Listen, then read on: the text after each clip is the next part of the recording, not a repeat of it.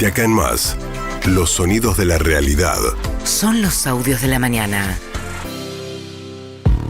Bien, ayer volvió a empujar al alza el dólar blue y los dólares alternativos. Bajó un poquito sobre el final de la jornada. Terminó en 1.430 el dólar blue, muy cerquita el MEP y el contado con liqui, los dólares financieros, con una brecha, una diferencia con relación al dólar oficial que sigue aumentando y que está en el 56%. La diferencia entre el dólar oficial y estos dólares alternativos, cosa que le mete presión a la idea de que cuánto va a aguantar sin un salto evaluatorio.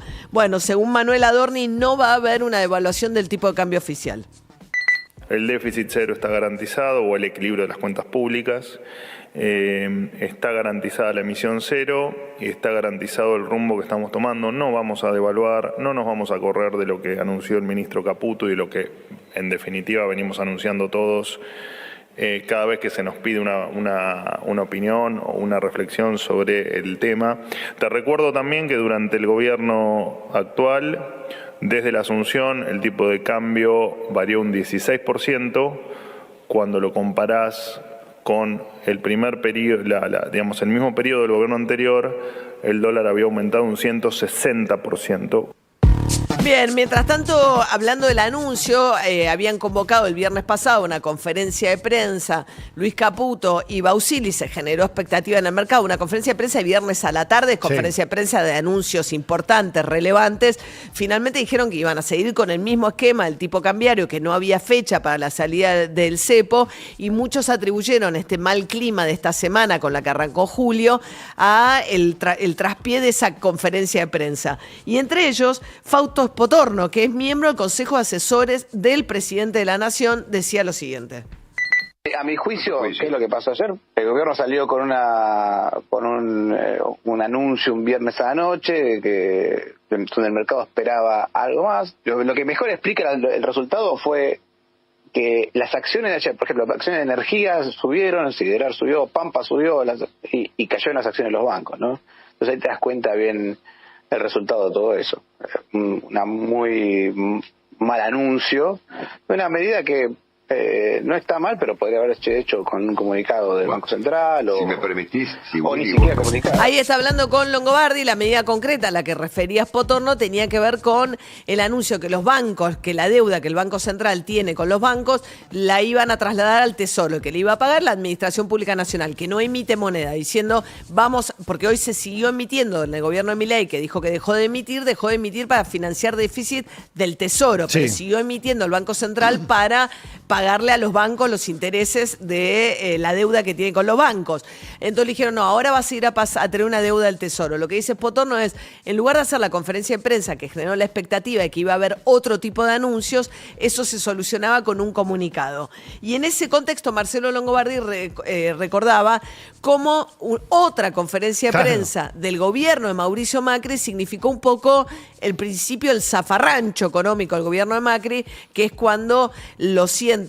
Entonces Federico Sturzenegger era titular del Banco Central, se hablaba de la autonomía del central, de las metas de inflación, etcétera, y de alguna manera da una conferencia de prensa en la que queda muy intervenido el Banco Central, ¿no? Sí, aparte eso sucede a pocos días de haberse aprobado el presupuesto donde estaba establecida la meta de inflación, y entonces se sienta el presidente del Banco Central con el jefe de gabinete y ahí cambian automáticamente la meta de inflación, lo cual marcaba que el Ejecutivo era quien decía... Eso fue el 28 de diciembre del 2017. Claro, el Día de los Inocentes. El Día de los Inocentes. Así recordaba aquel episodio de Longobardi y lo comparaba de alguna manera, planteando si tiene comparación con la conferencia de prensa del viernes pasado. Yo le diría al presidente, además, si me permite un consejo, que tenga mucho cuidado con la calificación de fracasados, la que le asignó, por ejemplo, a Ricardo López Murphy. Porque yo hoy me acordé de un episodio que fue muy relevante y que de alguna manera significó el comienzo, el declive del gobierno del presidente Macri en materia económica, que fue aquel famoso 28 de diciembre del año 2017, cuando se reunieron en una conferencia de prensa Marcos Peña, Nicolás Dujovne y dos funcionarios que hoy están en el gobierno: Federico Sturzenegger, presidente del Banco Central, y Luis Caputo, ministro de Finanzas. Claro, en aquella conferencia de prensa un poco dijeron, bueno, entonces no existe la autonomía Claro. del Banco Central. Bueno, de nuevo, Bausili era el socio de Caputo en la consultora. Dar una conferencia de prensa juntos y si bien en teoría el Banco Central tiene autonomía, eso lo que muestra es que está totalmente subordinado las políticas del Banco Central a lo que decida el Ministerio de Economía, Bueno, ¿no? sin ir más lejos, Caputo en la conferencia de prensa explicaba lo que iba a hacer el Banco Central. Claro. Bueno, en este contexto empiezan a entrarle las críticas a Caputo desde lugares cercanos. Fausto Potorno, jefe de asesores miembro del comité de asesores, de Milei, y José Luis Espert, uno de los economistas, pocos economistas que todavía muy cerca a Milei, el profe Espert, le dice Milei, está mencionado como posible candidato en las próximas elecciones de La Libertad Avanza en la provincia de Buenos Aires. Bueno, ¿qué decía Espert ayer sobre la situación económica? En inflación, ¿no hay algunas cosas reprimidas? Más que reprimidas, Tarifas. falta hacer ajuste de tarifas, falta terminar con el cepo cambiario y eso puede significar una suba del dólar que afecte los precios. Sí, esas cosas faltan. Faltan hacer cosas, pero faltan hacer 1.000.000 de cosas. A ver, lo que se ha hecho en materia de reforma laboral con la ley de bases es extraordinario. El mercado lo ha conformado comparado con cómo veníamos hacia agosto, septiembre del año pasado. En los últimos días sí. No le gustó, por ejemplo, que no hubiera certeza de cuándo se termina el cepo, pero le quiero decir al mercado que el cepo se va a terminar. Los primeros ¿Antes de que fin de estamos... año? No sé si antes de fin de año. Ojalá que sí. Ahora, te digo esto, ojalá, porque yo no soy miembro del Ejecutivo. ¿Sabés por qué Ojalá que sí, dice, pero no sé cuándo se va a terminar. No le gustó, dice. Y hablaba también Espert del vaso, esto es en diálogo con Doman ayer, con Fabián Doman en A24, le hablaba del vaso medio lleno o medio vacío. Me parece que hay que mirar un medio vaso lleno y un medio vaso vacío. El medio vaso vacío es este, sin duda. Ha subido más o menos unos 400 puntos el riesgo país, el dólar unos 300 pesos, el Banco Central no acumuló reservas durante junio. Sí, hay un medio vaso vacío, sí. Ahora, hay un medio vaso lleno también gigantesco, que es contra lo que venía pasando hacia finales del año pasado. Este Banco Central ha acumulado 10.000 millones de dólares de reservas netas. El riesgo país era el doble que el que tenemos ahora en agosto, septiembre del año pasado. O sea, hay un medio vaso vacío y un medio vaso lleno. El medio vaso vacío, con toda la razón del mundo, que la noticia son las tapas de los últimos días. El medio vaso lleno es que venimos de un lugar horrible y estamos muchísimo mejor que ese lugar horrible. No sé bien qué día es. Bien, ahí estaba Espert. Con lo cual vos tenés una situación en la cual ayer Milei presidió la reunión de gabinete en Casa Rosada con todo el equipo económico, con Caputo allí.